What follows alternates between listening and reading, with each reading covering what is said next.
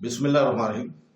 शुरू करता हूँ अल्लाह के पाक नाम से जो बहुत बड़ा मेहरबान नहायत रहने वाला है। दोस्तों, बहनों, भाइयों, बुजुर्गों, अस्सलाम वालेकुम वरहमतुल्लाहि वबरकातुहू। हम कुरान पाक से शिफा और वाक़यात पर मबनी इस्लामी मालूमाती वीडियो की किस्त नंबर 113 में आपको खुशामदीद कहते हैं। और इस वीडियो में हम बयान कर रहे हैं कि ज़मीन पर फसाद फैलाने से बचाने के लिए अल्लाह ताला क्या हुक्म देता है। अल्लाह ताला अहले ईमान को ज़मीन पर अमन, अदल और इंसाफ को बरकरार रखने का हुक्म देता है और किसी भी शक्ल में फसाद फैलाने से सख्ती से मना करता है। बदनवानी फैलाने में जुल्म, बेईमानी, नाइंसाफी, हक के बगैर कत्ल, माहौलियाती नुकसान, अखलाकी ज़वाल और अल्लाह ताला के क़वानीन की खिलाफ वर्जी जैसे अमाल शामिल है।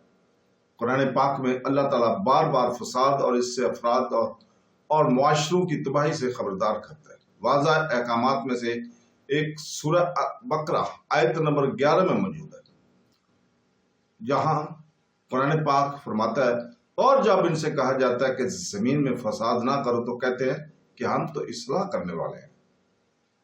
ये आयत इन मुनाफिकों के बारे में बताती है जो खुद को मुसलहीन होने का दिखावा करते हैं लेकिन दर हकीकत फसाद और बुराई फैलाते हैं। अल्लाह इनके फरेब को बेनकाब करता है और खबरदार करता है कि जब वो मसाइल को हल करने का दावा करते हैं तो इनके अमाल अखलाकी और मुआशरती निज़ाम को तबाह कर देते हैं।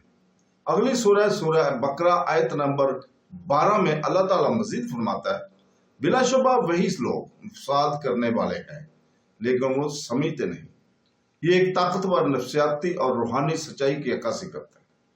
जो लोग बदनवानी का अर्तकाब करते हैं वो अक्सर इसका जवाब पेश करते हैं या इनसे होने वाले नुकसान से अंधे होते हैं। यह आयत मोमिनों को चौकस रहने और अपने साथ ईमानदाराना रहने का दर्स देती है और किसी भी ऐसे अमल से बचना चाहती है जो नुकसान का बायस हो।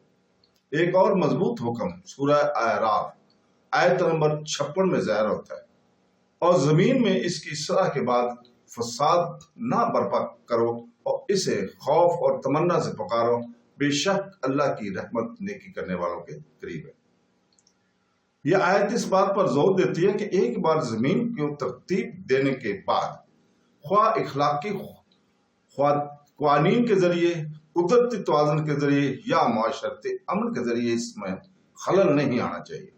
बदनवानी कितनी शक्लें ले सकती है, तशद्दुद, चोरी, धोखाधड़ी, बेहयाई, आलूदगी या कोई भी चीज हो जो अल्लाह की बनाई हुई हम आहंगी को तोड़ती है। इस तरह के कामों से बचने के हुक्म रूहानी शऊर से मुंसलिक है। आजिज़ी और उम्मीद के साथ अल्लाह ताला को पुकारना अदल और इंसाफ पर कायम रहने वालों से अल्लाह की रहमत का वादा है। तो दोस्तों, सूरह अल क़सस आयत नंबर 77 में अल्लाह ताला फरमाता है, और जमीन में फसाद ना ढूंढो, बेशक अल्लाह फसाद करने वालों को पसंद नहीं करता। ये आयत कारून को दी गई नसीहत का हिस्सा थी, जो एक मतकब्बर और बदकिरदार शख्स था। इसकी कहानी दिखाती है कि इस तरह दौलत और ताकत लोगों को मुआशरे में नाइंसाफी और अदम तवाज़ुन फैलाने की तरफ ले जाती है। अल्लाह इस रवैये के खिलाफ खबरदार करता है। ये वाज़ा करता है कि वो इन लोगों से नफरत करता है जो करप्शन फैलाते हैं, चाहे वो मुआशी, सियासी या समाजी तौर पर हो। नबी करीम सल्लल्लाहु अलैहि वसल्लम ने बदनवानी और फसाद के बारे में भी बहुत सी वाज़ह तंबीह की हैं। सही बुखारी हदीस नंबर 3166 में रसूल पाक सल्लल्लाहु अलैहि वसल्लम ने फरमाया, ऐसे रहनुमा आएंगे जो मेरी हदायत पर अमल नहीं करेंगे और मेरे तरीके को नहीं पसंद करेंगे और अपनाएंगे। इनमें से कुछ आदमियों के जिस्मों में शैतानों के दिल होंगे। ये हदीस बदनवान हुक्मरानों और लीडरों के बारे में मतबा करती है जो इंसाफ को छोड़ देते हैं और जुल्म फैलाते हैं और नुकसान पहुंचाते हैं। ऐसी क़यादत का नतीजा जमीन पर वसी पैमाने पर होता है जो हुक्मरानों को दिए गए एतमाद के साथ खयानत है। हदीस मुसलमानों को मुआशरती बदनवानी को रोकने में इंसाफ और साला क़यादत की अहमियत को पहचानने का दर्ज देती है।